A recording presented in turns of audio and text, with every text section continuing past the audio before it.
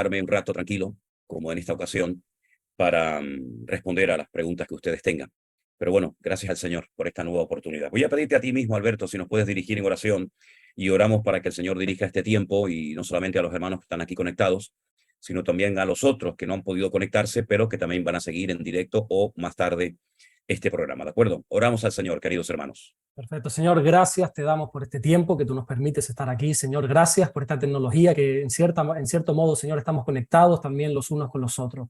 Gracias por todo lo que estás haciendo. Oramos, Dios mío, para que este tiempo sea un tiempo de edificación. Señor, que tú traigas sabiduría, Señor, a nuestro pastor y entendimiento hacia nosotros, Señor.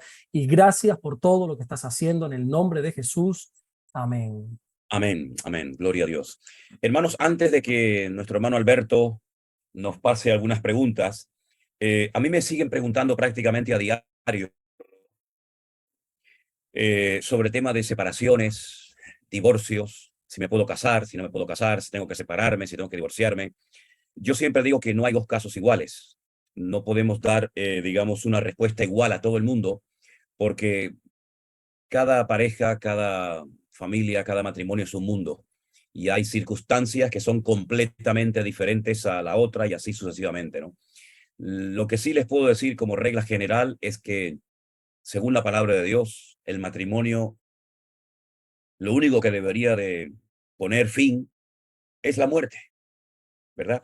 Lamentablemente, a veces hay otros factores, otras cosas que ocurren, que él decide marcharse o ella, después quiere volver o no. Después ya es prácticamente imposible que vuelva porque ya él o ella ha rehecho su vida con otra mujer, con otro hombre, ya hay hijos de por medio.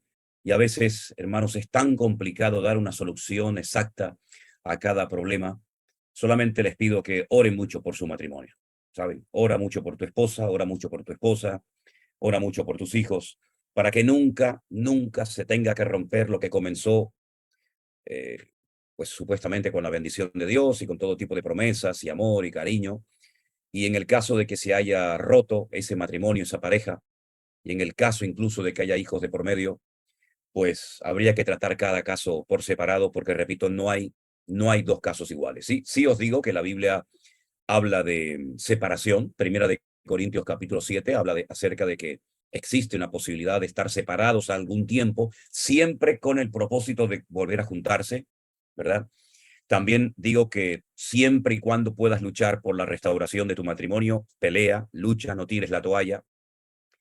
Si el Señor ha hecho otros milagros más grandes en otras vidas, ¿por qué no puede volver otra vez a restaurar tu matrimonio?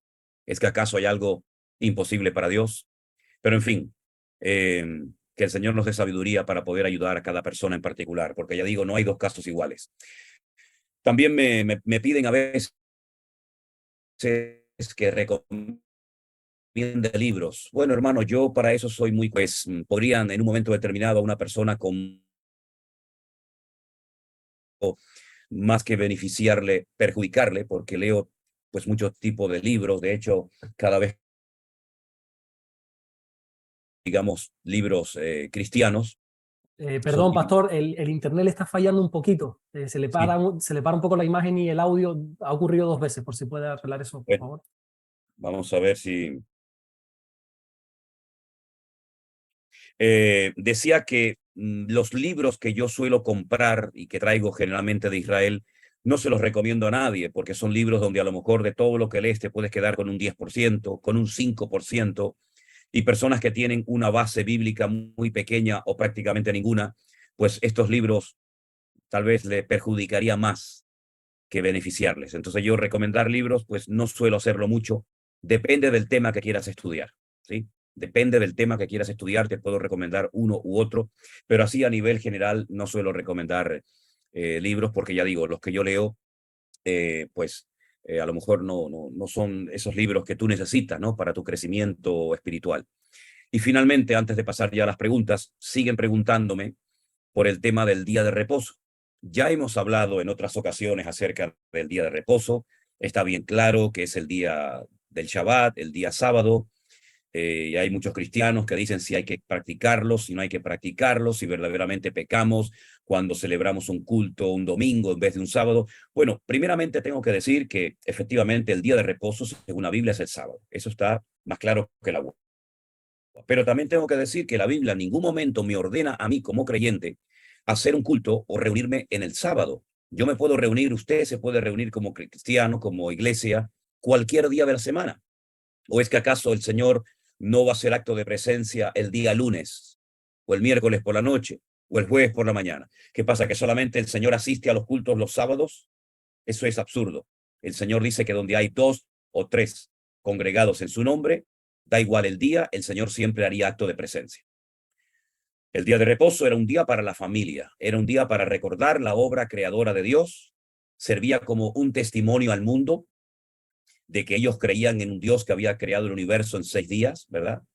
Y es un mandamiento como cualquier otro. Recientemente en Galilea, donde estuve ahora cerca del lago de Genesaret, le dije a una persona que se me acercó, que vive muy cerca de la franja de Gaza, se me acercó y me comenzó a hablar acerca del día sábado y le dije, mire, tan importante es el día de reposo como el no cometerás adulterio. Entonces, si usted es un adúltero, pero guarda el día de reposo, ¿de qué le sirve? Es decir, no hagamos un sobreénfasis sobre un mandamiento porque todo en la Biblia es importante. Y cuando levantamos por encima de los demás mandamientos un mandamiento de la Escritura, producimos un desequilibrio. Y no hay nada peor que un creyente que le dé un sobreénfasis a unas cosas y ningún énfasis a otras. Es como las iglesias que le dan un énfasis tremendo a la oración, o al hablar en lenguas, o al ayuno, o a cualquier otra actividad, olvidándose de que hay otras cosas que también hay que practicar y creer y compartir con los hermanos. Así es que, en cuanto a este tema, es lo que les puedo decir de momento. Y si quieren, Alberto, pasamos ya a las preguntas que tenemos esta tarde, hermano.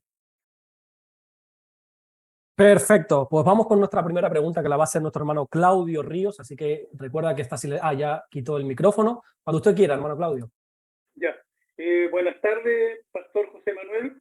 Mi nombre Buenas es Claudio, tardes una vez más, Claudio. Me alegro mucho de verte. mi nombre es Claudio Fernando Río Pereira de Chile. Y yo, un día discutiendo con el profesor, tuve una duda y frente a él se enojó por la pregunta que le hice yo. Porque en una parte de la escritura, Mateo dice, dice así, no es este el hijo del carpintero, no se llama su madre María y sus hermanos Jacobo, José, Simón y Judas. Y Marcos, que son los únicos 2 versículos donde dice, Marcos 6:3 dice, no es este el carpintero, hijo de María, hermano de Jacobo, de José, de Judas y de Simeón, no están también aquí con nosotros sus hermanos que se escandalizaban de él. Entonces resulta que el profesor quiso arrancar la hoja, dijo voy a arrancar la hoja, dijo porque el versículo dice que era carpintero. No, jamás le dije yo, él nunca fue un carpintero, que a lo mejor le ayudaba a su padre, sí, porque no hay ninguna profecía del Antiguo Testamento donde indique que venía un carpintero, sino todo fue muy diferente, no hubo ningún profeta que le ayudara a su padre, sí. Pero entonces yo quiero preguntarle a usted si efectivamente por su conocimiento, su trayectoria, efectivamente Jesús no era carpintero o era carpintero, porque él jamás en el Nuevo Testamento se expresa con ningún ejemplo de carpintería. Entonces me da la impresión, él dijo en una palabra cuando le preguntaron, él dijo que él venía a cumplir lo que el Padre le había enviado a hacer, ¿cierto? Él no venía a carpintería, entonces quiero que usted me Ok, perfecto. Hermano Claudio, bueno, aclare que era primeramente, carpintero o no, porque dice... sí, sí, primeramente decirte que me alegra mucho de verte otra vez. Haces una pregunta muy interesante y te voy a decir en primer lugar lo siguiente. Jamás podemos decir que Jesús ejerció el oficio de carpintero. Ahora, por sentido común, puede ser, y sería lo más probable, es que ayudara a su padre. No me imagino a Jesús viendo a su padre trabajando y él cruzado de brazos sin echarle una mano a su papá. Pero eso es una cosa. Yo puedo echarle una mano a un carpintero, yo puedo echarle una mano a un fontanero y no necesariamente soy fontanero, ni carpintero, ni albañil. En ningún momento la Escritura dice que Jesús se dedicó a la carpintería. En ningún momento. Jesús, el hijo de José, el carpintero. Primeramente. Segundo lugar, algo que seguramente a lo mejor a más de algún hermano en esta tarde le va a sorprender. Nosotros entendemos que un carpintero es un señor que trabaja en la madera. En la Biblia, en los tiempos de la Biblia, al que hoy en día se le llama carpintero, en la Biblia un carpintero era una persona que trabajaba con la piedra, no con la madera. Es decir, los muebles, las sillas, los bebederos de los animales y tantas cosas se hacían con piedra, no con madera. Lo más probable es que el padre de Jesús fuera un cantero, una persona que sabía moldear la piedra, ¿verdad? Y no tanto la madera. ¿Quiere decir que José, el padre de Jesús, no trabajó nunca con la madera? No estoy diciendo eso. Lo que sí estoy diciendo es que en los tiempos de la Biblia, al que hoy en día le llamamos carpintero, en los tiempos de la Biblia era una persona que trabajaba la piedra. Por ejemplo, las piedras de molino, esas piedras enormes, ¿verdad? Las hacía un carpintero de piedra. Todos los utensilios, generalmente la gente humilde, los hacía con piedra, más que con madera. Entonces, primero, Jesús no dice la Biblia que fuera él personalmente un carpintero, y en segundo lugar, un carpintero, según la Biblia, era una persona que trabajaba la piedra y no tanto la madera. ¿Ok?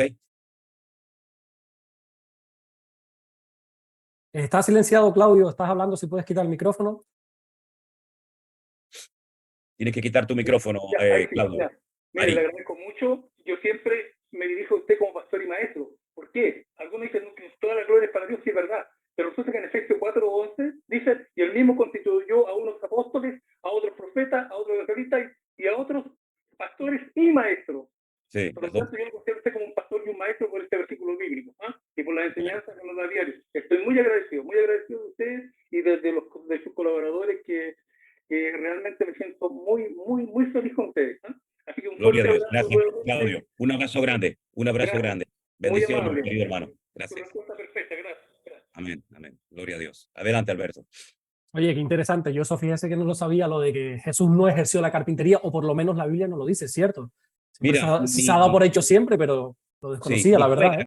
mi suegra todavía en su casa de campo conserva unos bebederos donde bebían las vacas, donde bebían los animales, y son recipientes de piedra. Y hay muchos aquí en Canarias que son muy largos, donde se echaba la comida para las vacas, y son Sí. también recipientes de piedra. Es decir, que la piedra era muy utilizada, y más en el norte también de Israel, donde se trabajaba la piedra de color negra, muy parecida a la de Canarias por ser una zona de origen volcánico. Cuando dice la Biblia, y yo lo enseño mucho cuando voy a Capernaum, dos mujeres estarán moliendo en un molino y la otra será dejada. Era el molino casero, donde había una piedra cóncava y otra convexa, y entonces se echaba el grano dentro y se daba vueltas con la ayuda de dos mujeres. Todo eso lo hacía el carpintero en aquellos tiempos bíblicos. Súper interesante, la verdad. Pastor, Sí, mire, podría agregar una cosa más, que el Señor Jesucristo vino a romper las tradiciones, vino a romper todas las tradiciones, porque si uno es médico, todos los hijos tienen que ser médicos, no. Entonces rompió esa tradición también. Quería agregar esa parte que también que lo entendí así yo, Pastor José. Amén, gloria a Dios, estupendo. Bueno, pues vamos con la segunda pregunta, que es una pregunta del pastor online anterior que dejamos fuera, así que ya nuestro hermano César Carballo, ahora sí tienes la oportunidad. Ok. Buenas tardes, pastor. Buenas tardes, mi hermano César. ¿Qué tal? Los últimos serán los primeros. Los últimos del otro día seremos los primeros hoy, ¿no? Mire, un saludo muy grande. Yo y mi esposa somos dos de los cientos de miles que vemos sus transmisiones a diario, todas. Estamos al otro lado del charco, yo soy portugués, en Lanzarote. ¿Estás en Lanzarote ahora mismo? Claro. Gloria a Dios. A ver, yo digo al otro lado del charco que es una broma, porque también es un charco, ¿no? Sí, vivimos en Lanzarote y bueno, tenemos amigos en comunes, pero no lo conozco personalmente. Tenemos amigos en comunes de Gemar. Ok, perfecto. Nosotros hemos estado muchos años por ahí. Qué bueno, muy bien, gloria a Dios. Bueno, mi pregunta, también quería comentar una cosita solo. Yo he enviado tres correos al correo de la iglesia y de la iglesia virtual, pero envié con una carta adjunta a su nombre para que usted le dé un vistazo, para darle un vistazo. No he recibido ninguna contestación, imagino que tendrá mucho lío, pero bueno, por ahí están los correos y me gustaría que usted la leyera para no extenderme ahora y contándole un poco Sí. nuestra situación y el interés que nosotros teníamos en colaborar y hacer parte de su ministerio, de verdad. De todas maneras, Alberto, le puedes pasar después mi correo al hermano César para que él me envíe a mi correo eso que ha mandado, que a lo mejor, Perfecto. por lo que sea, Sí, después me lo manda a mi correo. ha pillado todos los viajes suyos y yo me Claro, imagino que es mucho lío. son Vale, muchos. vamos con la pregunta. Vamos. La traducción bíblica más utilizada en el mundo es la Reina Valera, ¿no? Todo el mundo leemos la Reina Valera. Y yo, bueno, yo utilizo más la Biblia de las Américas, me es un poquito más cómoda, pero yo, como usted ha estudiado la Biblia en sus idiomas originales, y yo ha habido gente muy experta en esto también que me comentó que la Reina Valera no es para nada la traducción más fiable comparándola con los idiomas originales. Me gustaría preguntarle cuál es para usted y cuál debía ser para nosotros en el idioma español la traducción mejor para entender, porque mire, nada más lejos, el versículo es, ¿se acuerdan de Proverbios 27, 14? Que creó esa polémica que era como contada como maldición, no sé qué, ¿no? ¿No? El que bendice a su amigo en la alta voz madrugando de mañana, por maldición se le contará, ¿no? Sí. Yo lo he leído en varias traducciones y, por ejemplo, en la nueva versión internacional lo aclara mucho más rápido todo eso, porque precisamente dice, el mejor saludo se juzga una impertinencia cuando se da a gritos y de madrugada. Cualquiera lo hubiera entendido, ¿no? Que precisamente fue lo que usted explicó. Sí. Se vienen a las 6 de la mañana aquí a decirme, César, Dios te bendiga, hermano. Pues como que no. Sí. Bueno, mira, César, permíteme decirte que en el mundo cristiano evangélico, por muchísimos años, la versión de la Biblia que más se ha utilizado, por supuesto, ha sido la Reina Valera del 60, ¿verdad? Aunque hay una Reina Valera anterior, que es la versión antigua, la de 1909. Ahora, no hace mucho tiempo, un pastor me regaló una Reina Valera revisada, creo que es del 2020 o algo así. Conozco muy bien y me gusta mucho la versión de las Américas. Los católicos utilizan una versión que no está nada mal, es la famosa Nácar Colunga, y versiones hay para todos los gustos y para todas las preferencias. Tenemos que partir de la base de que nosotros no podemos exigir tener una versión 100% exacta al texto original por varias razones. Primero, hay expresiones, hay palabras en hebreo, por ejemplo, hablo del hebreo, que es el que conozco del Antiguo Testamento, que no existen en el Nuevo Testamento, que no existen en el castellano, en español, no existen esas palabras. Por lo tanto, lo que hay que hacer es adaptar palabras para tratar de hacerle entender al que va a leer ese texto lo que quiso decir ese autor hace miles de años. Te voy a poner un ejemplo. Mira, hace unos días, la semana pasada estuve en Italia. Por cierto, asistieron muchos chicos y responsables de remar a las reuniones. Soy muy amigo de ellos allá. Y hay un hermano, se llama Lorenzo, que vive en Roma, que está traduciendo los libros que hemos publicado al italiano. Y hay una figura literaria en castellano que se llama tipo. Tipo. ¿Qué es un tipo? Tipo es algo que prefigura algo del futuro. Por ejemplo, podemos decir que el cordero que fue sacrificado en Egipto, en la Pascua, es un tipo del Señor Jesucristo que moriría por nosotros en el futuro. Podemos decir que Egipto es un tipo del mundo que oprime al pueblo de Dios, del cual logra salir el pueblo de Dios a través de la mano de Moisés, que es un tipo del Señor Jesucristo que libera a la raza humana del pecado, ¿vale? Entonces, esa figura que en castellano, en gramática, se llama tipo, en italiano no existe. Entonces, este hermano tuvo que buscar la palabra en italiano para poder traducirla, de tal manera que cuando un lector de habla italiana leyera ese pasaje del libro de hermenéutica, concretamente me estoy refiriendo, pues no se llevara una sorpresa, porque la palabra tipo es una palabra despectiva, este tipo es una palabra que no tiene ninguna connotación con lo que estoy tratando de explicar. Es decir, cada idioma tiene palabras, tiene frases, tiene refranes, tiene una cultura que no se puede traducir en otro idioma, porque pierde el significado y sería un disparate la traducción literal.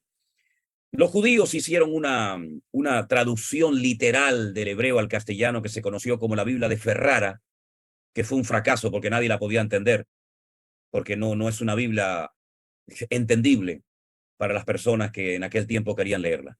Entonces, la Reina Valera no es una mala versión. Yo te puedo decir que yo durante 40 años he leído la Reina Valera y mucho del conocimiento bíblico que tengo lo extraje de la Reina Valera.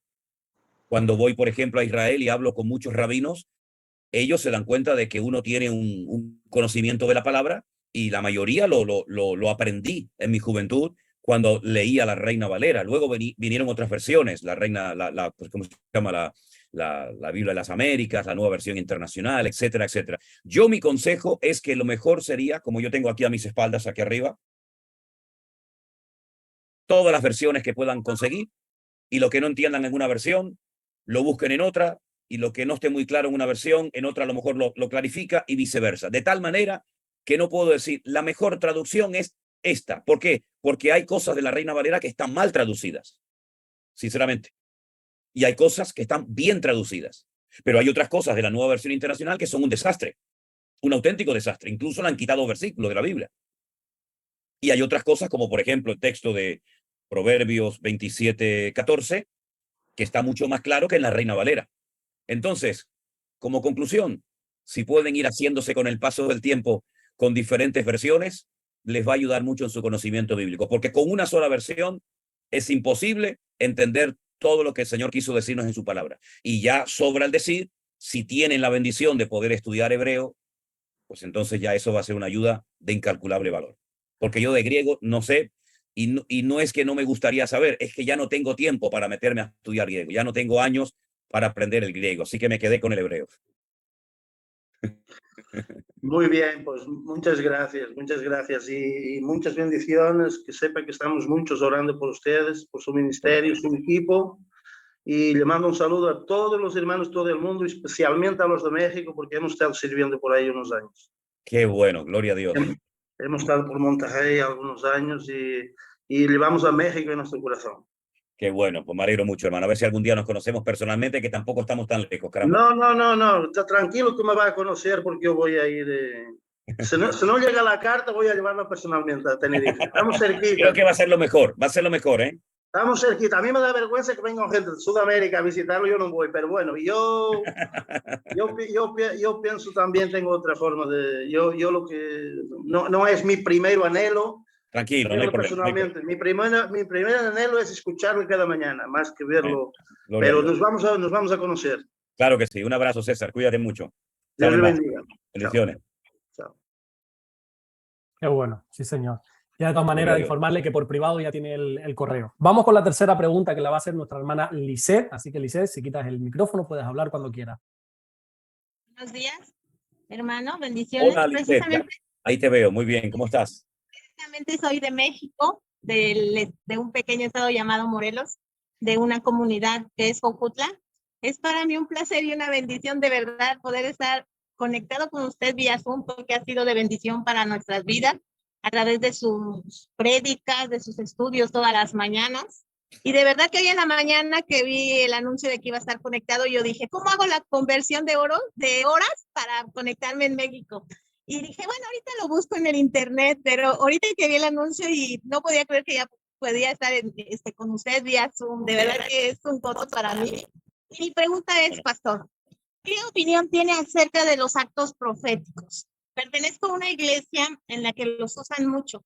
Es una iglesia, le llaman profética, creo en el ministerio, pero a veces no me siento tan a gusto cuando hablan de estos actos proféticos de regar agua, aceite, sal, vino. Entonces yo quisiera saber cuál es su opinión acerca de esto. Pero una preguntita, ¿qué es exactamente un acto profético? ¿A qué te refieres completamente? Bueno, aquí un acto profético lo llaman como, por ejemplo, en un tiempo no teníamos lugar donde estábamos congregándonos y yo presté mi casa. Entonces llegaron una vez y dijeron, vamos a hacer un acto profético para limpiar el ambiente espiritual. Revolvieron agua, sal, vino, leche, arándanos, que son frutos secos, y empezaron a regalar. ¿En su casa? Sí, hermano. Pues, ¿la tenía mi sucia en su casa. casa o qué? ¿Estaba sucia? No, no, hermano, no, eso no. Ah, Este, entonces, es a mí ahí donde me choca porque me confronta, porque digo, pareciera eso como un poco de brujería, ¿no, hermano? O sea, como que hay algo en mí que no logro entender de todas maneras, por qué se hace. hermana Lisbeth, usted dijo al principio que estaba de acuerdo con esos actos proféticos. No, hermano, no. ¿No? Si bien es cierto que yo pertenezco a la iglesia, es esa parte la que me incomoda, hermano. Por eso es que yo quería escuchar su opinión acerca de esto que se está haciendo. Bueno, mire, vale.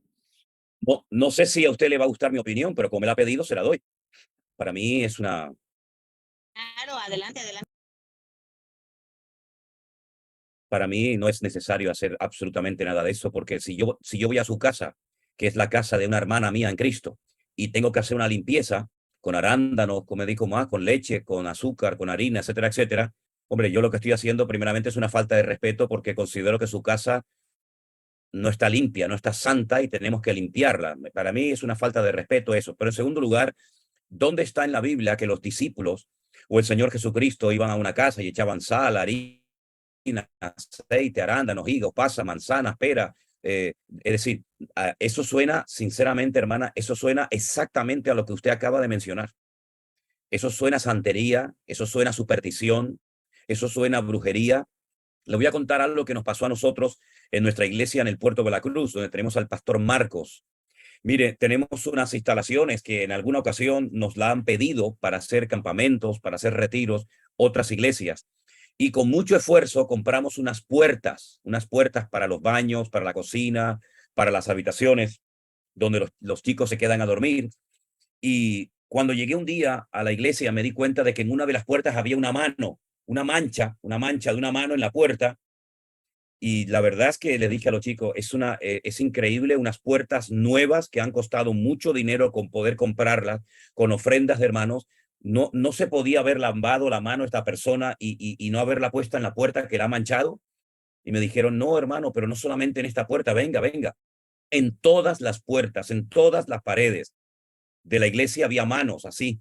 Y es que había venido una iglesia y para limpiar el lugar, para purificarlo, porque debe ser que estaba lleno de espíritus malignos o de demonios o no sé qué cosa. Si es así, no sé por qué nos pidieron nuestras instalaciones. Podían haber pedido el Vaticano, que a lo mejor para ellos estaba más limpio que nuestra iglesia. Pues cogían aceite de oliva, se las empapaban en aceite y las iban imponiendo y me mancharon toda la iglesia. Por supuesto, a esa iglesia nunca más les volvimos a prestar nuestras instalaciones. Vamos a ver, a mí me parece un acto de superstición. ¿Usted cree que si hay demonios van a salir con aceite, con harina, con arándanos, con leche o con cualquier otro producto? Eso me parece a mí una ignorancia que se parece más a un acto de santería y de brujería que realmente a un acto bíblico. Jesús fue a casa de publicanos, como por ejemplo Zaqueo, y jamás se levantó en la mesa, comenzó a ungir las puertas, las ventanas, los vasos, los cubiertos. Fue criticado por comer con publicanos, con rameras, ¿verdad? Y jamás ni él ni sus discípulos hicieron semejantes actos. Eso es una barbaridad, un disparate, y mi opinión es que estoy totalmente en contra de esos actos, porque simplemente con nuestra presencia, simplemente con la presencia de un cristiano en un lugar, la luz llega, porque la Biblia dice que yo soy la sal de la tierra y nosotros somos la luz del mundo. Así que yo no tengo que recurrir a ningún tipo de estas cosas extrañas para purificar un ambiente, y más la casa de una hermana mía en Cristo, lavada y comprada por la sangre de Jesucristo. Me parece una falta de respeto y sinceramente una falta de conocimiento bíblico total y absoluto. Lo lamento, pero es lo que le puedo decir, hermano. Gracias, pastor. Y pues si yo ya lo permití en mi casa, hay algo que, ¿cómo yo puedo pedirle perdón a Dios? Porque lo permití en mi casa, lo he Hermana, permitido no, en pero mi mire, hermana, usted vamos, encima no se sienta mal, porque usted abre su hogar, usted brinda su hospitalidad a los hermanos y le vienen con esta cosa. Usted no tiene que pedir perdón, en todo caso le tendrían que pedir perdón ellos a usted. Usted no tiene que pedir perdón porque usted ya bastante hizo con abrir su hogar, que no todo el mundo lo hace. Por eso también un consejo para usted y para todos: no abran su casa a cualquier persona, no abran su casa a cualquier gente. Cuando alguien viene a una casa tiene que respetar al sitio donde va, y si no le gusta, que no vaya. Pero usted no tiene que sentirse mal ni pedir perdón porque usted no ha hecho nada malo, hermana. Al contrario, usted ha dado un ejemplo. Así es que no se preocupe por eso, ni sienta culpabilidad en absoluto, ¿sí? Dios le bendiga, hermana. Bendiciones. Gracias, pastor. Bendiciones. Gracias, Gracias a bendiciones. usted. Gracias, hermana. Tremendo, tremendo, de verdad, ¿eh? Bueno, vamos con la siguiente pregunta que la va a hacer nuestra hermana Mariam, así que le voy a pedir por favor que quite el micrófono. Perdonen que como un caramelo, pero que estoy muy mal de la garganta, ¿sí? Perdonen. ¿Dónde está la hermana Mariam? Hola, pastor, ¿cómo No la veo. estás? A ver, Aquí estoy. a ¿Aquí? ver si... Ah, sí, ya te veo, de Paraguay. Sí, sí. Hola, pastor, ¿cómo estás? Yo Antes estoy que muy bien. nada, quiero decirte que sos de gran bendición para nuestra familia, para toda mi familia. Y mi pregunta es, pastor, ¿usted necesita que que una congregación de Paraguay le invite para que usted pueda venir a nuestro país a predicar? Bueno, la verdad, perdón, la verdad es que cada vez tengo menos tiempo para aceptar invitaciones. Y bueno, estuvimos en Paraguay hace muchos años, en la ciudad de Asunción, cuando vivíamos en Argentina, pero no visitando ninguna iglesia, porque en aquellos años que éramos los mismos que ahora, no nos invitaba a nadie. Ahora nos quiere invitar todo el mundo. No sé qué es lo que ha pasado, pero bueno, si alguna iglesia en un momento determinado nos quiere invitar, pues que el pastor se ponga en contacto conmigo y ya veríamos a ver si es posible o no, hermana. Pastor, nosotros con mi esposo, desde que le seguimos, estamos estudiando la palabra a full, vemos todas sus predicaciones de años, pero de años. Y lo que quisiera saber es, nosotros nos estamos preparando, escuchándola a usted, leyendo la Biblia, y queremos predicar, salir a predicar a nuestros vecinos, a nuestra familia, y ¿qué me recomienda usted para poder predicarle primeramente a ellos, para que ellos puedan conocerle a Jesús, puedan conocerle a Dios? ¿Qué versículo usted me recomienda, pastor? ¿Ustedes están casados? Sí, sí, ¿Y qué estamos tal, casados. y qué tal testimonio tienen ustedes en la zona Ay, donde viven? y la verdad que nosotros tenemos muchos testimonios personales con mi esposo, pero nosotros ahora, o sea, que sentimos la necesidad de predicar a la gente, ¿verdad? De hablarle de Dios, porque cada día que le escuchamos a usted hablando la palabra, nos sentimos más enamorados de nuestro Jesús y necesitamos que las personas le conozcan al Jesús que nosotros le conocemos, Bueno, porque yo lo vemos que les tantos aconsejo, cambios. sí, yo lo que les aconsejo, si quieren testificar empezando por sus vecinos, invite de vez en cuando a tomar una tacita de café, un té, unas galletitas a unos vecinos, empiece de a poquito, vaya ganándose la confianza de su barrio, de sus vecinos, y de ahí vaya empezando poquito a poco a evangelizar a otras personas. Yo pienso que su casa es el mejor lugar donde usted puede invitar a 2 o 3 vecinos una tarde a tomar una taza de café, a compartir un testimonio, a ver una película cristiana, a leer la Biblia, lo que sea. Y eso por una parte. También hay seguramente alguna persona en el barrio necesitada, algún enfermo, alguna persona que a lo mejor ha sido abandonada por su esposo. Infórmese de todas esas situaciones y acuda dándole una ayuda sincera a esas personas y déjese guiar por el Señor, que estoy seguro que en su barrio hay mucha necesidad y muchas personas necesitadas y ustedes pueden ser de gran bendición para ellos. Ya, desde ya te agradezco, pastor, y que Dios te bendiga y te dé, siempre que Dios te dé su sabiduría, para que nosotros podamos aprender a través de vos. Bueno, gloria a Dios. Espero que siempre tengas hasta un Bendiciones. día o más. Claro que sí, bendiciones, pastor, te queremos. Muchas gracias, hermana querida. Saludos para los hermanos de Paraguay, a tu esposo. Qué bueno. Gracias. Gloria a Dios. Gracias, hermana. Bueno, vamos con la siguiente pregunta, que es nuestra hermana Carmen, así que si puedes quitar el micrófono, por favor. Muy buenas tardes, Pastor Sierra, ¿cómo está? Muy bien, Me, muy me contento de llamo, ver a todos ustedes, hermana. gracias, me llamo Carmen y estoy hablando de aquí de Palm Springs, California. Ujú. Mi pregunta es la siguiente, Pastor. Leyendo la Biblia, en 2 diferentes libros de la Biblia, quería saber si era el mismo acontecimiento o era de diferentes tiempos. En Mateo 28:9, dice ahí que aquí Jesús les salió al encuentro diciendo, salve, y ellas acercándose, abrazando sus pies y le adoraron. Y en Juan 20:17 dice, Jesús le dijo, no me toques porque aún no he subido a mi padre. Entonces quería saber, porque en uno ellas se acercaron y le abrazaron sus pies y le adoraron, y en el otro versículo de Juan dice que no, él les dijo que no lo tocaran. ¿Es el mismo acontecimiento o es diferente? Con los acontecimientos que tienen que ver con la resurrección del Señor Jesucristo, parece, de entrada, parece a priori, que existen como contradicciones, ¿verdad? Parece que Mateo dice una cosa, luego Juan dice otra. Lo que pasa es que cada evangelista se centra en algo diferente al otro evangelista. Es decir, yo te puedo decir cuando termine esta reunión, yo puedo decirle a un hermano que no ha estado en esta reunión, mira, hoy tuve el pastor online, estuve hablando con diferentes hermanos que me hicieron preguntas. Ok. Pero si tú, por ejemplo, hablas con una persona de este programa de hoy, podrías decir, bueno, el pastor Manuel Sierra desde Tenerife habló con este hermano, con esta hermana, le hicieron esta pregunta, la otra pregunta, el pastor Alberto era el moderador, y así cada uno de ustedes de la misma reunión podrían contar docenas de versiones diferentes, todas verdaderas, pero yo a lo mejor cuento 3 o 4 detalles, tú cuentas otros y el otro cuenta otro, y entre todos juntaríamos toda la información de una reunión en la que hemos estado todos juntos. Eso es lo que hicieron los evangelistas. Da la impresión a veces de que María Magdalena fue sola, y el Señor se le presentó y le habló a ella, pero después lees otras versiones de otros evangelios y te das cuenta de que no fue sola, sino fue con otras mujeres. Entonces, por ejemplo, Mateo te da a entender que fue sola, ahora Juan parece que fueron otras Marías, otras mujeres juntamente con ellas. No son contradicciones, son diferentes versiones del mismo acontecimiento. Consejo, leamos todas las versiones en los 4 evangelios, Mateo, Marcos, Lucas y Juan, de las diferentes apariciones del Señor Jesucristo, y tendremos toda la información encima de la mesa. Porque si solamente nos limitamos a leer lo que dice un evangelio, nos estamos perdiendo información que encontramos en otro evangelio.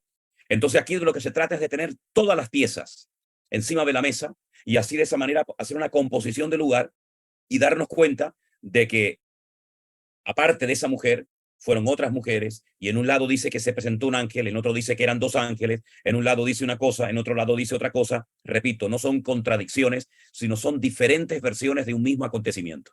Y cuando hay un acontecimiento relatado por diferentes personas en diferentes libros, como en este caso los evangelios, o en otras épocas, es muy interesante y muy necesario recopilar toda la información para que de esa manera tengamos una idea general y no parcial de un acontecimiento tan espectacular como fue sin lugar a dudas el de la resurrección del Señor Jesucristo.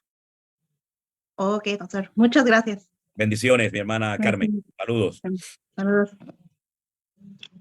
Pues entonces seguimos con la siguiente pregunta, que también la va a realizar una mujer, que es Liliana. Así que le damos paso. Buenas tardes. Buenas tardes, Liliana. Bendiciones. Pastor, ¿cómo está? Muy bien. Tú eres de Colombia, De parece, aquí ¿no? de Colombia. Ajá. Sí. No le escucho, pastor. No, es que no me escuchas porque no estoy hablando, estoy escuchándote. Es usted la que tiene que hablar ahora y cuando termine yo le respondo. Ok, pastor, sí, señor. Bueno, pastor, mi pregunta es, ¿cómo identifico la voluntad de Dios, pastor, cuando de pronto Él dice no y yo sigo orando por algo, o dice sí y yo igual sigo orando? ¿O hay algún tiempo específico para orar por algo, para uno discernir la voluntad de Dios? Bueno, vamos a ver si Dios ha dicho algo que tú le has preguntado o pedido no, ¿por qué sigues orando? ¿Para que cambie la respuesta? No, porque no sé identificar, si todavía no hay como una respuesta, ¿hay algún tiempo específico para Ok. discernir esa voluntad? Bueno, yo muchas veces o unas cuantas veces en este mismo espacio he hecho referencia a un libro que a mí me ayudó en los primeros años de mi conversión muchísimo, muchísimo. Y por ahí un hermano me tomó la palabra y se ve que dedicó tiempo y lo encontró en internet. Yo ese libro no lo tengo. Lamentablemente lo presté y tú sabes que cuando se prestan libros, la mayoría de las veces no los Sí. devuelven. Entonces, ese libro se llamaba Tres señales seguras.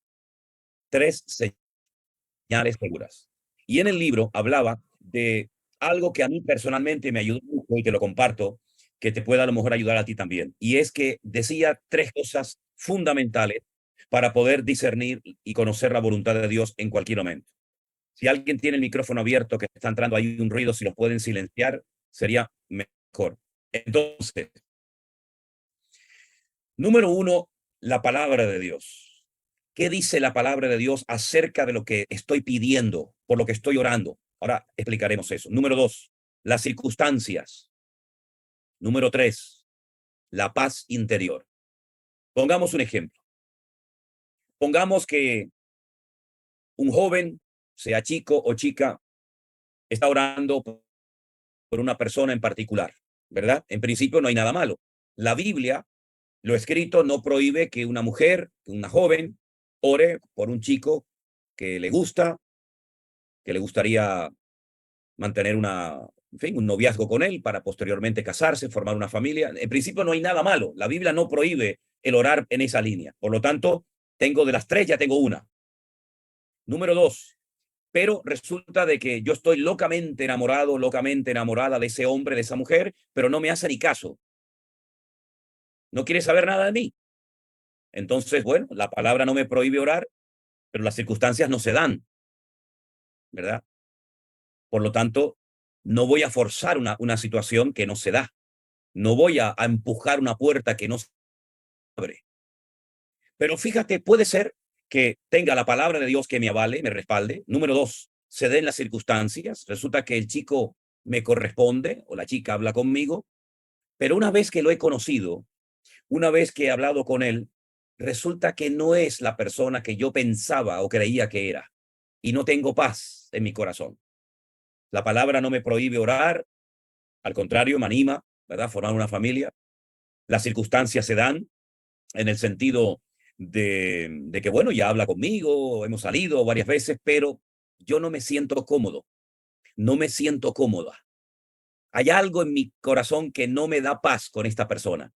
Entonces, cuando hablo de la palabra, cuando hablo de las circunstancias y cuando hablo de la paz interior, creo que son tres elementos fundamentales que todo creyente debe de tener en cuenta a la hora de buscar la voluntad de Dios para su vida.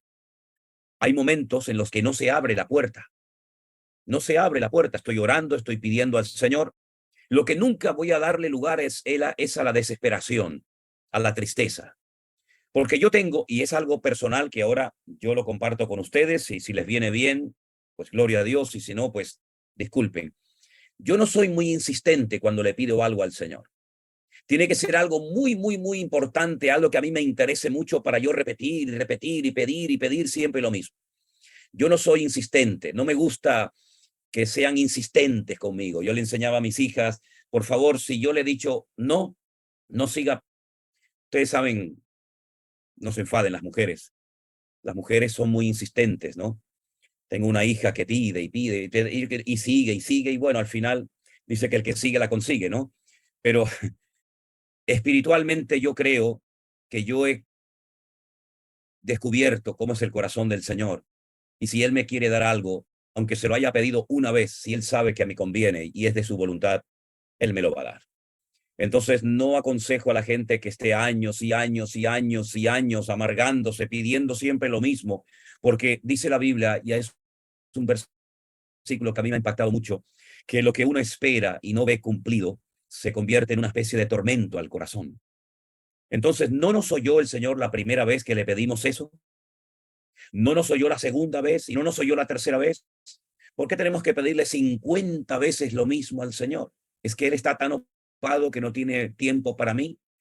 ¿Es que tengo que pedirle 100 veces lo mismo para que finalmente me diga que sí? Entonces, pregúntate siempre, mi hermana Liliana, ¿lo que estoy pidiendo al Señor es de su voluntad?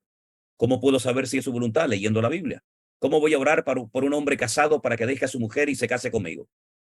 Ya no hace falta ni seguir orando. ¿Por qué? Porque La Biblia dice que eso no se puede hacer. Voy a orar para que el banco que voy a robar se queden dormidos y pueda entrar. Eso es un disparate, es una locura, ¿no? Es decir, son cosas que salen fuera de la Biblia, por lo tanto no perdamos el tiempo orando por cosas que no son dentro del contexto bíblico. Pero dentro del marco bíblico, yo puedo orar.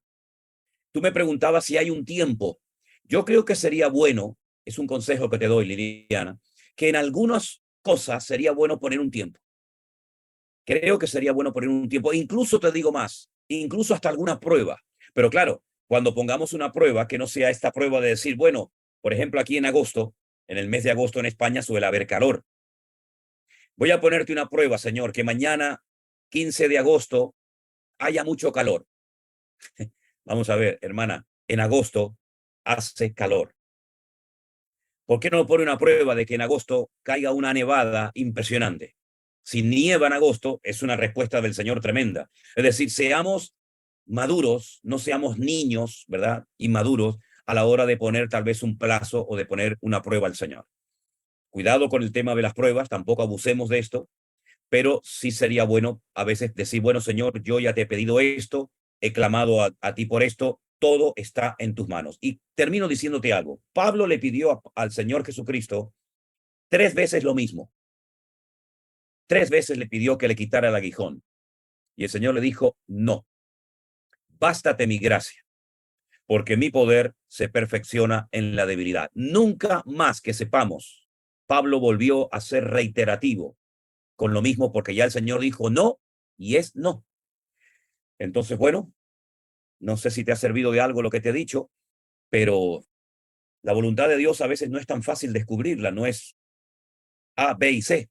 A veces hay muchos factores y depende, claro, yo sé que tal vez no es el momento para hablar específicamente de lo que tú estás pidiendo o esperando en el Señor, pero es en líneas generales. Seguro que si luego habláramos, habría otros matices que te podría decir que no te puedo decir ahora. ¿Me explico? Yo le envié un correo ayer, el pastor de Tierra Alta, no sé si de pronto le comentó algo en Ok, mi ya caso. está, ya está, ya está. El pastor me Sí, mandó no, un WhatsApp diciéndome que había una hermana, eras tú. yo.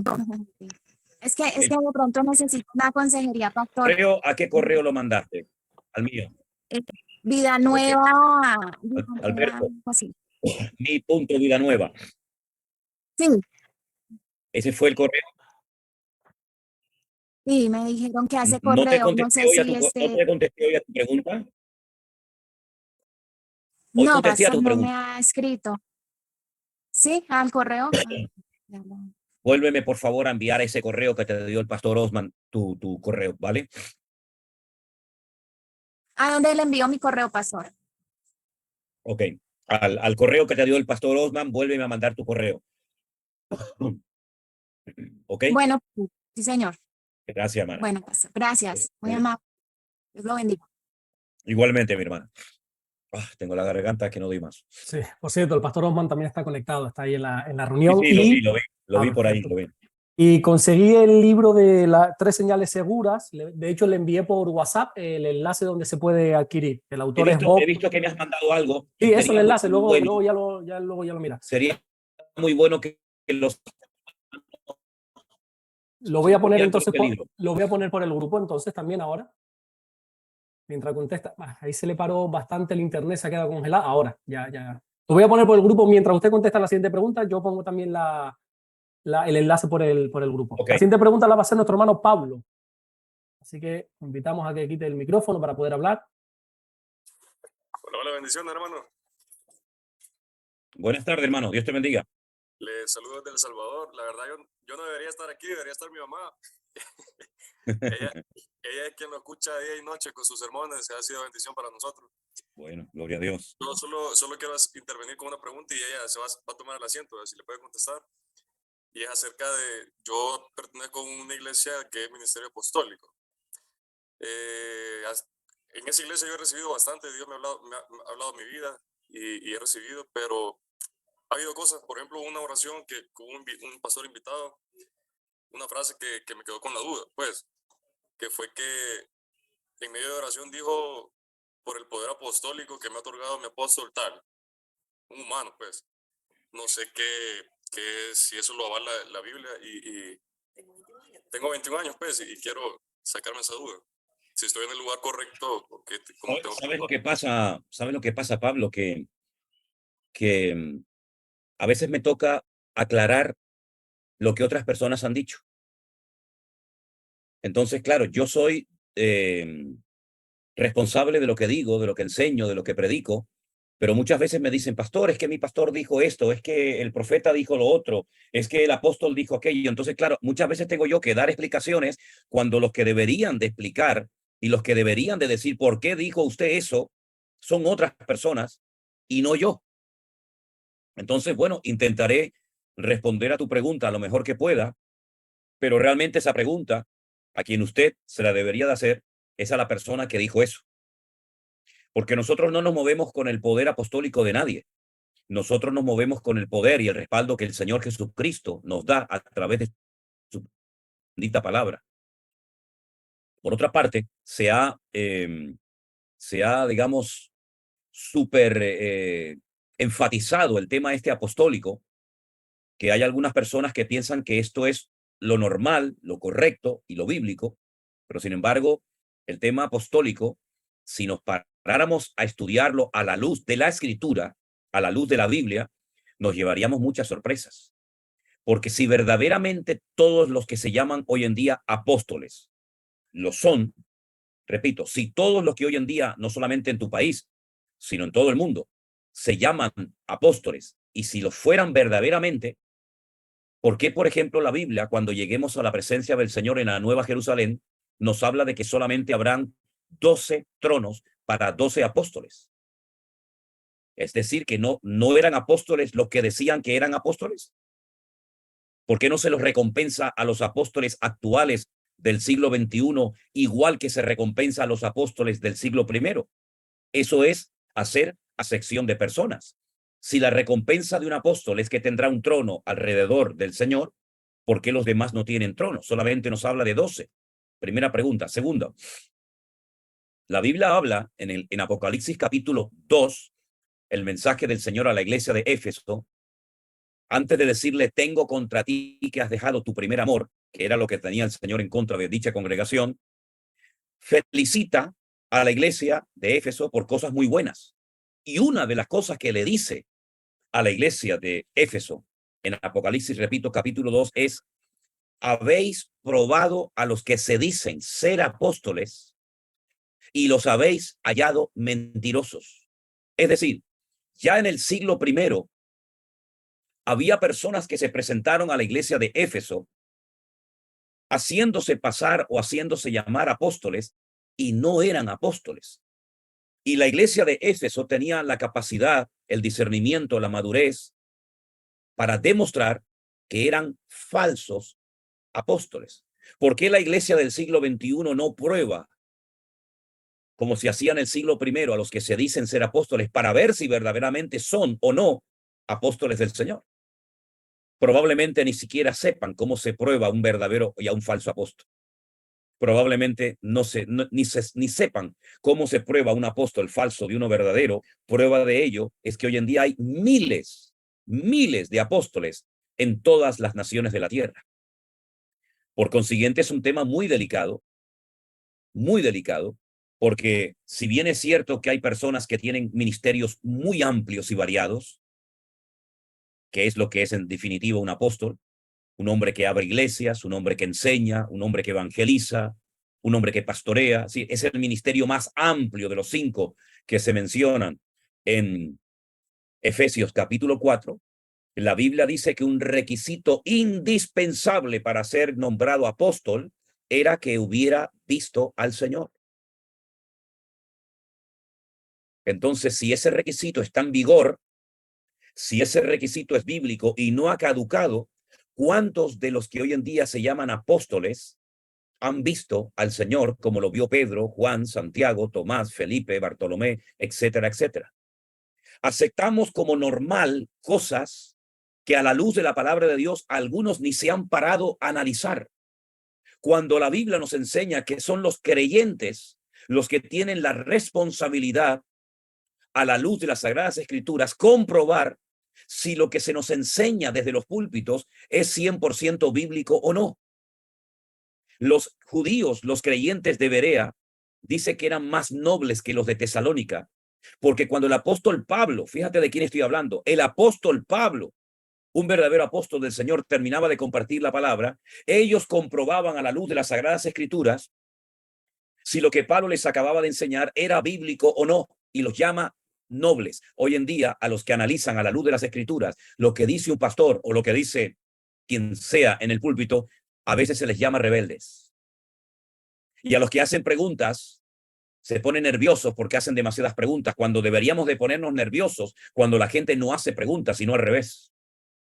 Por consiguiente, con el tema apostólico yo tengo mis reservas, porque sinceramente, lo que a mí me mueve no es ni el título, ni un apóstol que me respalda, sino, como dice la palabra de Dios, el respaldo del Señor, la unción del Señor que mora en todo creyente, y no un título apostólico.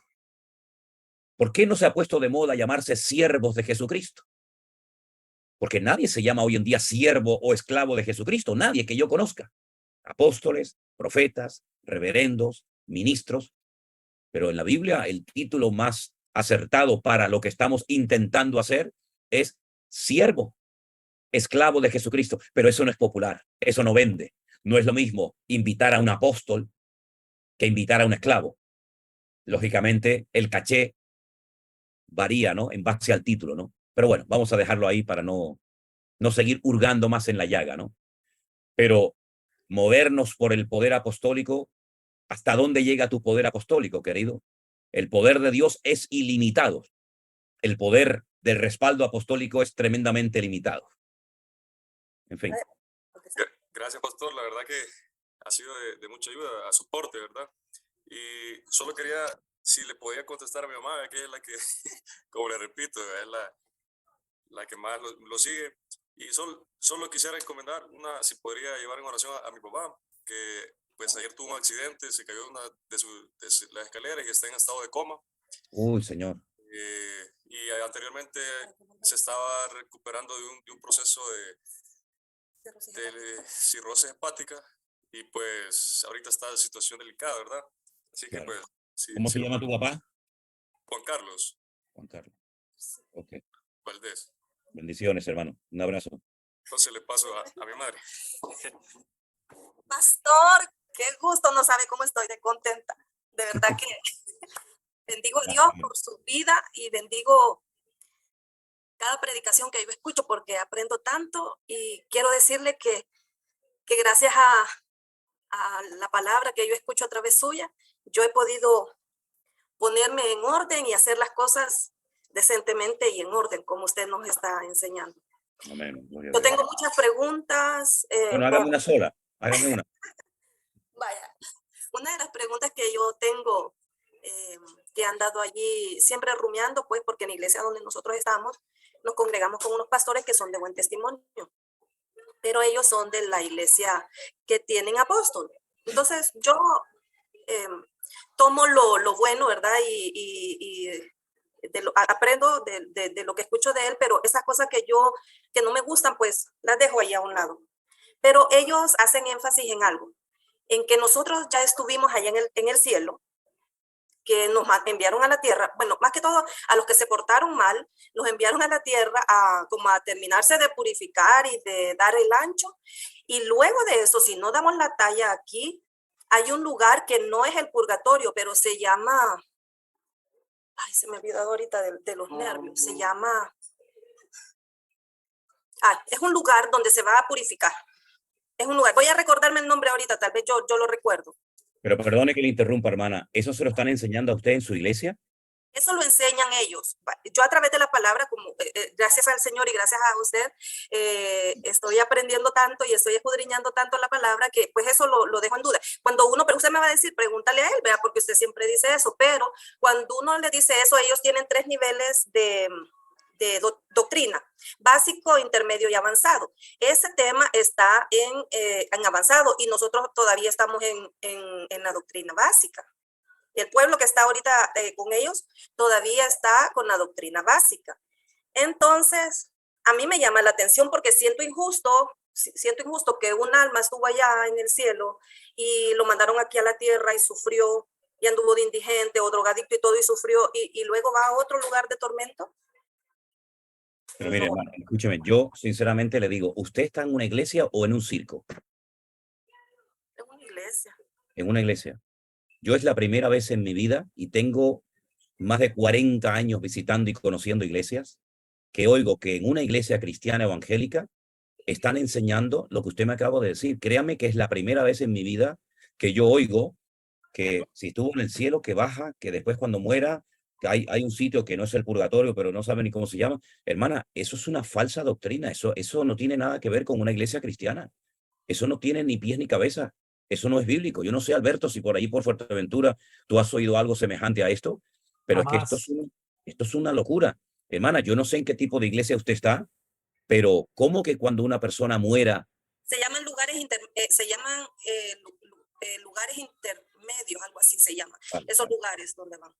Vale, la palabra de Dios nos enseña que hay un cielo y un infierno. De lugares intermedios, nada. Eso fue un invento de la Iglesia Católica que inventó el purgatorio y el limbo.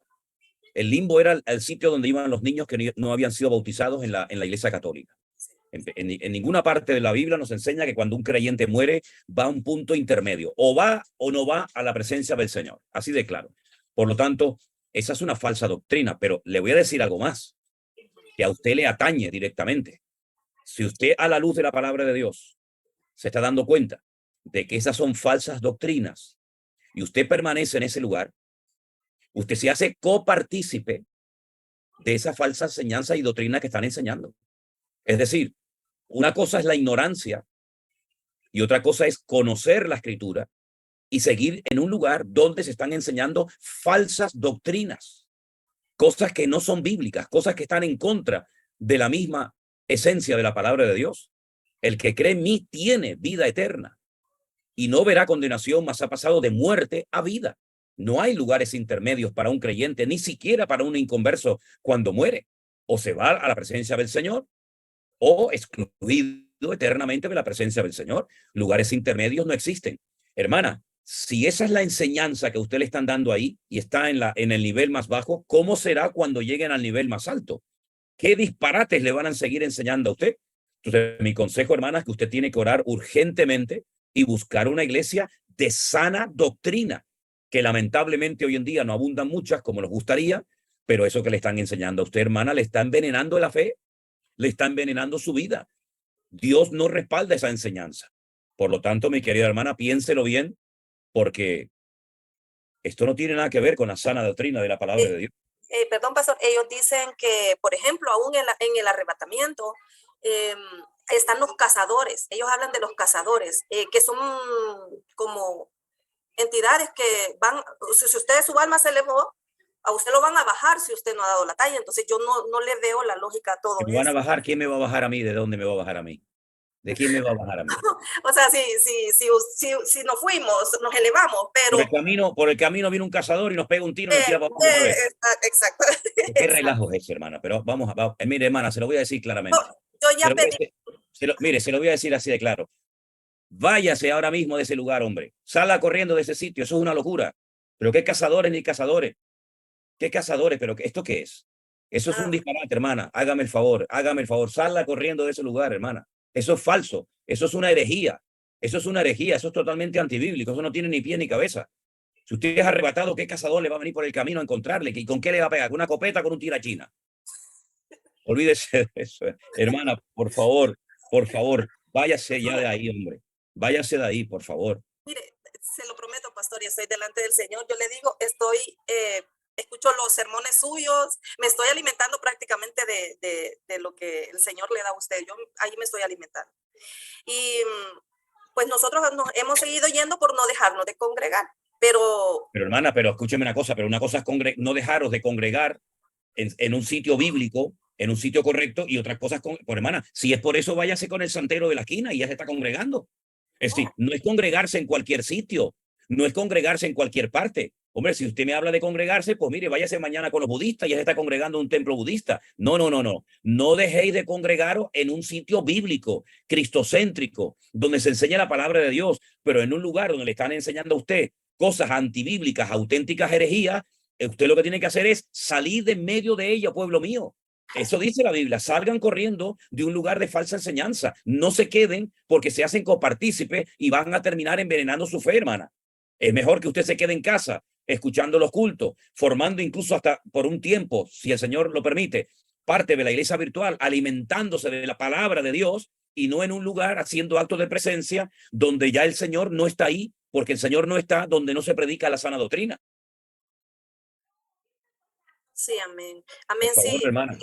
Sí, yo lo hablaba con mi hijo, yo siempre hablo con mi hermana, con mi hijo, que nos congregamos allí, y es eso, que siempre le dan el énfasis a que la cobertura del apóstol, Claro, y claro, sí, sí, sí. eso es bien feo para nosotros porque yo no Claro. tengo idolatría de hombre. Siempre lo mismo, siempre la cobertura del hombre, siempre la cobertura del apóstol. Y estoy ya hasta aquí de las famosas coberturas, ¿verdad? Sí, sí. Y la Y gente hay le tiene miedo al hombre. Y lo que hay que tenerle es temor y respeto a Dios, no miedo al hombre. Pero ¿qué cobertura le va a dar un caballero que no sabe ni lo que está predicando? ¿Qué cobertura le va a dar a ese señor a usted?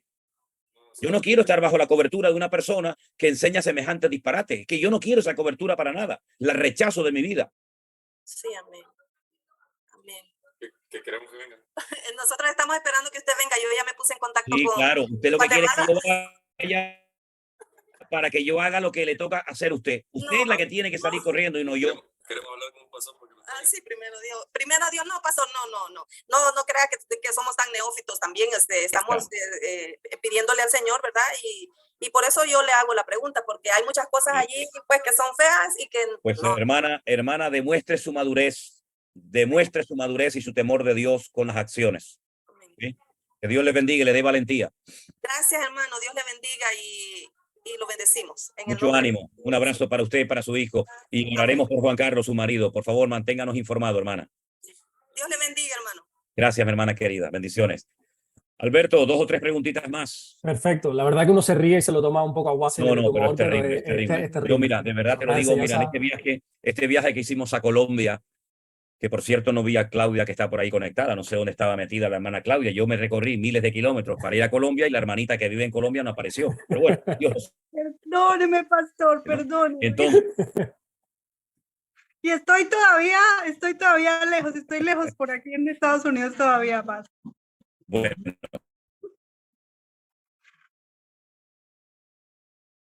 Ahí se cortó el audio. Tiene congelada la imagen, pastor.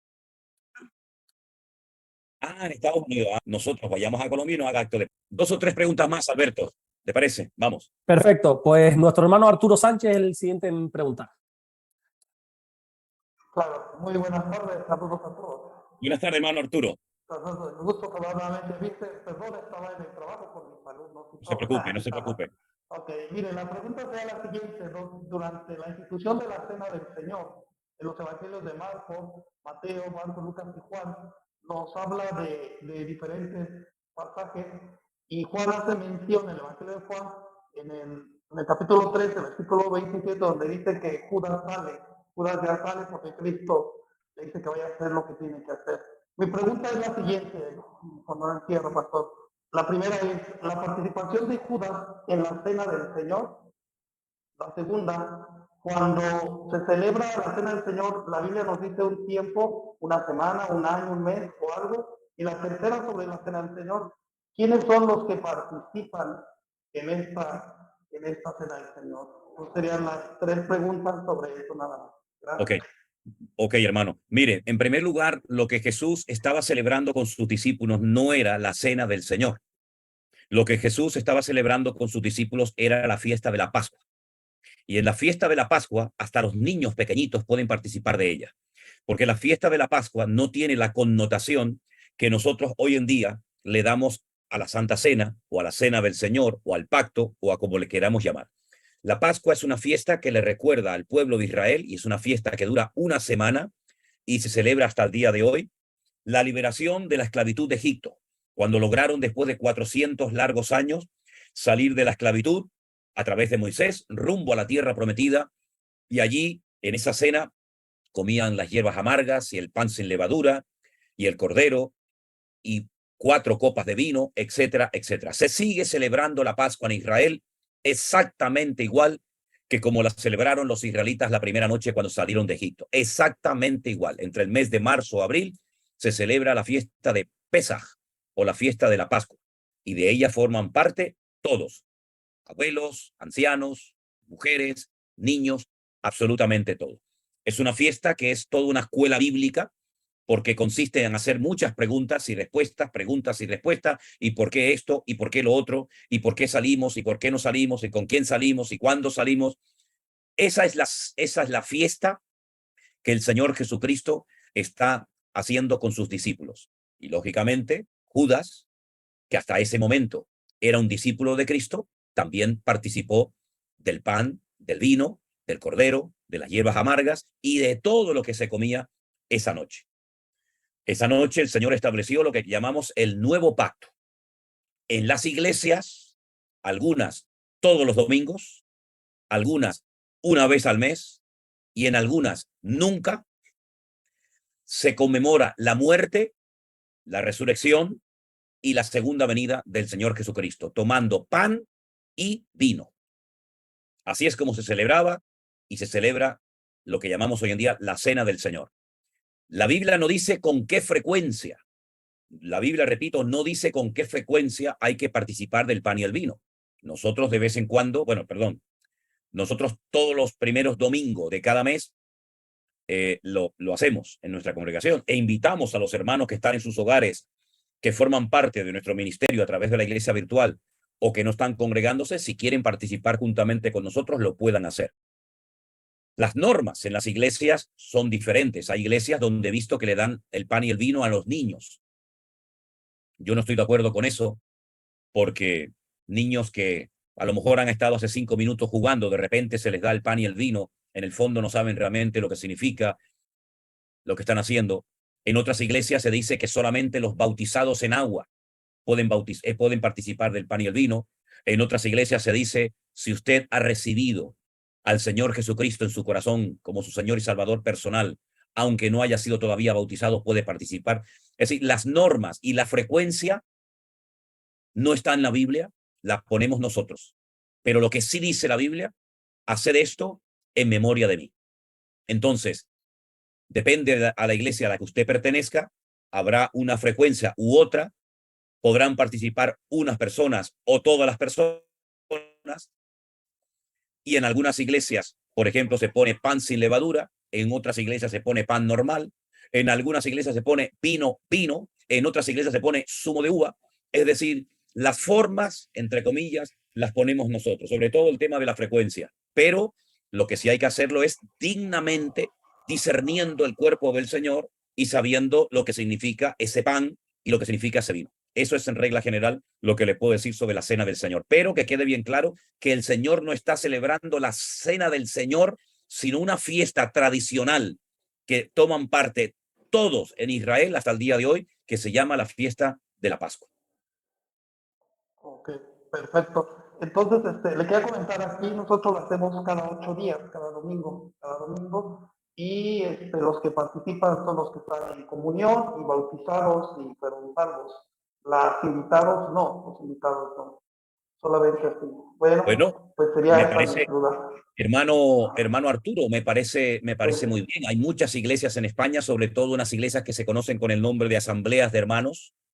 Son hermanos que ellos tienen el culto de comunión y lo principal en el culto de comunión es partir el pan y el vino cada semana, cada domingo a la mañana.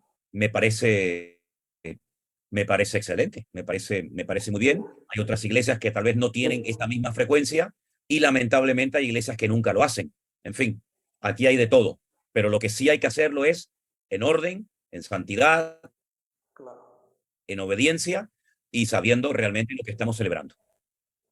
Gracias, y así lo hacemos nosotros. Un gusto saludarlo nuevamente. Gloria a Dios. Que esté bien, Igualmente, hermano Arturo, Dios le bendiga y un placer saludar. Sí.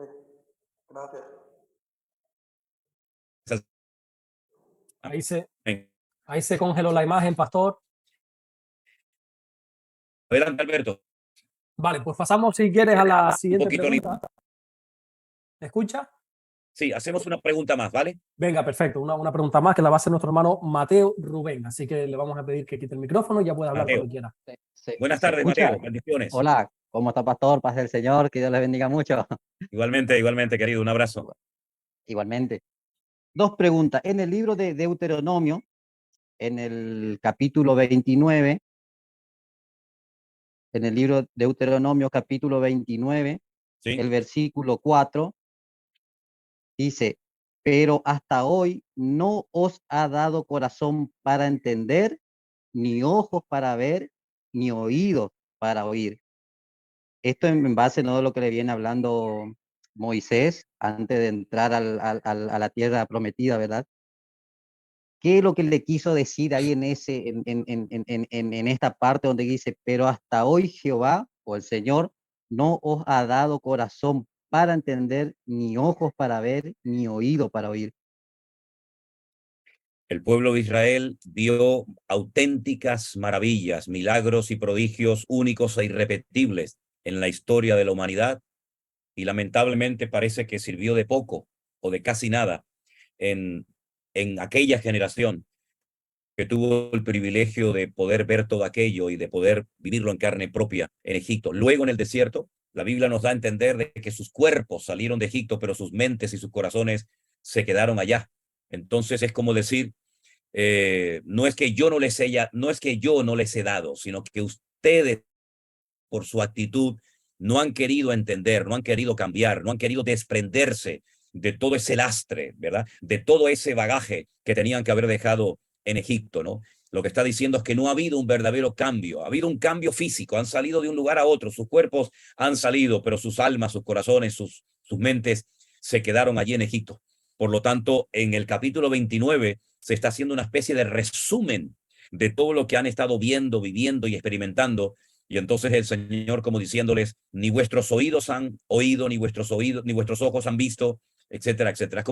Es como un reproche a un cambio que tenía que haberse producido, y todavía, lamentablemente, a estas alturas, están igual que antes sin ningún tipo de cambio.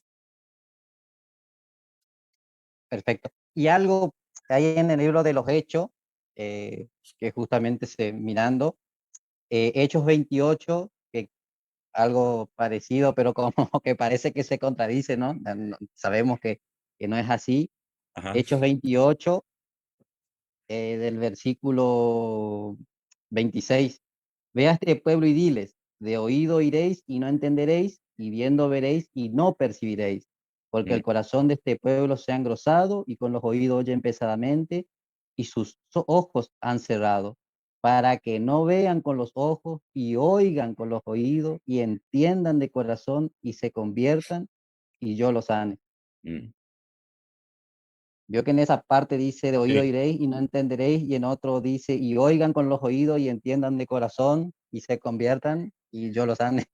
Esta porción que acabas de mencionar ya es en otra época, ya es en la época del profeta Isaías, concretamente en el capítulo 6, y hace referencia también a estos tiempos.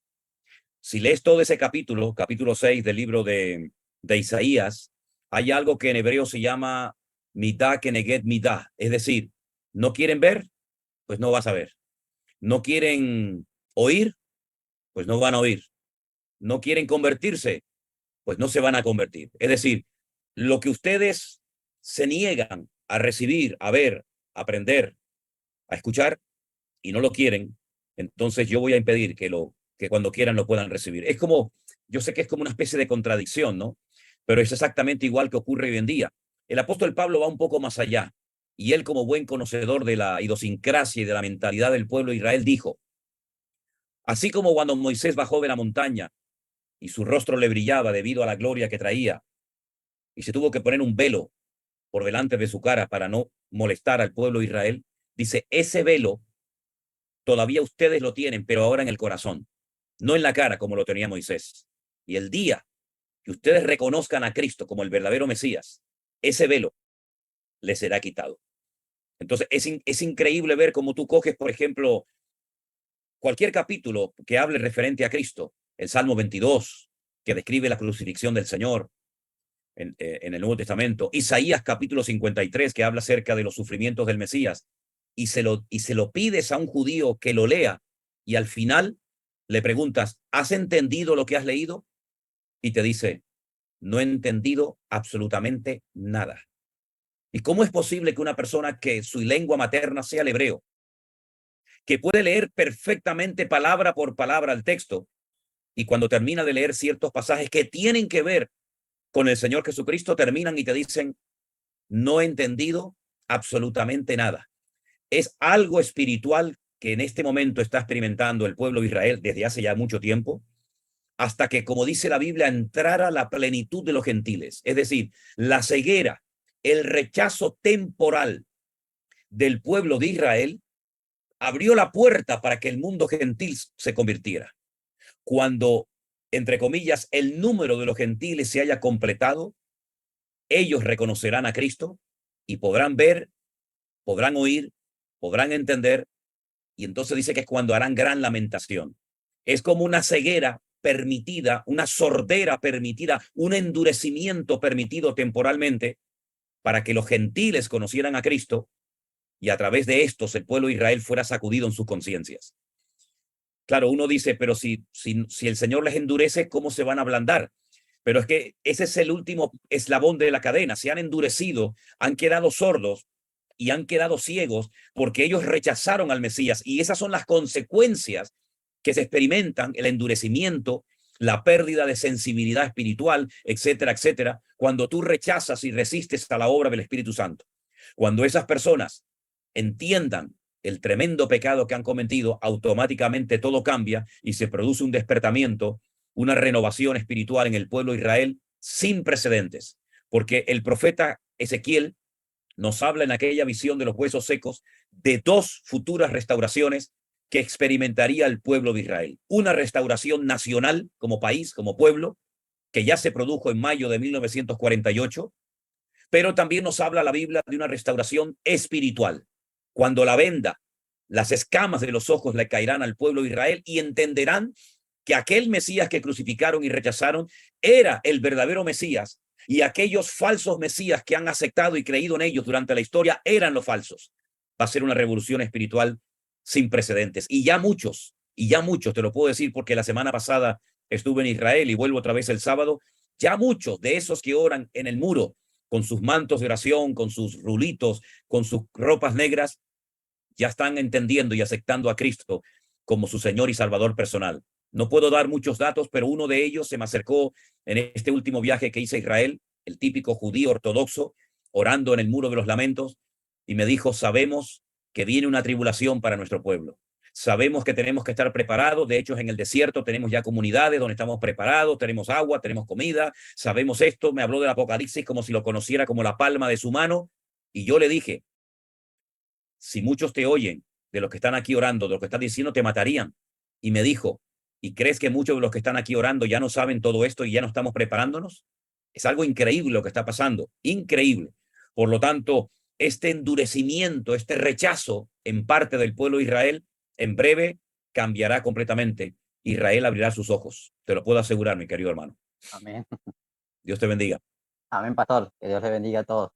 Espero que los vídeos estos cortitos que de vez en cuando hago, por ejemplo, cuando estoy en Israel, ustedes los puedan ver, y el deseo es compartir con ustedes también un poquito de aquellas tierras, que puedan disfrutar los que han estado y los que no han estado.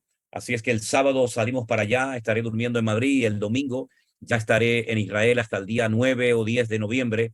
Intentaremos grabar todo lo que podamos para compartir con ustedes todo lo que vamos a estar por allí enseñándoles a los hermanos que van de diferentes partes del mundo. Hermanos queridos, como siempre, una bendición tremenda el estar con todos ustedes. Decirles que cuando vengamos de Israel, estaremos visitando durante unos días a nuestro grupo de hermanos de la iglesia virtual en Bélgica, en Bruselas, y ya para el año que viene, para el último fin de semana de febrero, estaremos en Florida. El último miércoles, jueves, viernes, sábado y domingo estaremos en Florida, en Miami. Primer fin de semana estaremos en nuestra iglesia en Las Vegas, y el segundo fin de semana de marzo estaremos en San Francisco. Todas estas fechas las vamos a estar poniendo, y ore mucho por nosotros para que el Señor nos guarde. Hoy estoy mucho mejor de la garganta, pero vine de Italia muy mal de la garganta, pero bueno, que el Señor nos dé fuerza. Alberto, muchísimas gracias por tu trabajo excelente. Y estoy viendo y quiero mandar un saludo muy, muy, muy grande a un matrimonio que casé cuando estuve ahora en Quito, perdón, en Manta, Pepita Sarmiento. Bauticé a mi hermano, los casé y les mando un saludo. Me alegro muchísimo de verlos. Que el Señor les bendiga grandemente. Qué bendición poder verlos, queridos hermanos, aunque sea en la distancia. Un abrazo para todos ustedes, mis queridos hermanos. A los hermanos que van conduciendo, mucho cuidadito, no quite la visión de la carretera. Y hermano Alberto, o no sé si está Osman se marchó ya para que nos despidieran una palabra de oración, si no tú mismo, Alberto. Sí, creo que ya, sí, ya él ha salido, sí. Gloria a Dios. Hermanos queridos, un abrazo para todos. Dios les bendiga y les amamos en el amor del Señor. Muchísimas gracias a todos. Gracias. Alberto, adelante. Vamos a orar, Señor, gracias por este tiempo, gracias, Señor, por Gracias. traer, Señor, esta luz a través de tu palabra, Señor. Nos acordamos de nuestro hermano Juan Carlos, el padre de Pablo, Señor, para que tú lo despiertes de ese coma, lo sanes de esa cirrosis. Señor, pon tu mano, Señor, y glorifícate en la vida de nuestro hermano. Gracias por todo, por este tiempo. Bendice a nuestro pastor, Señor, no solamente en este tiempo, sino en los viajes que tiene por delante. Dios mío, te damos toda la gloria y toda la honra en el nombre de Jesús. Amén. Amén y amén. Hermanos queridos, Dios les bendiga. Un abrazo para todos ustedes. Nos vemos aquí, allá o donde sea. Dios nos mande. Eso es, donde el Señor nos mande. Para que se retira, Qué mensaje. pastor.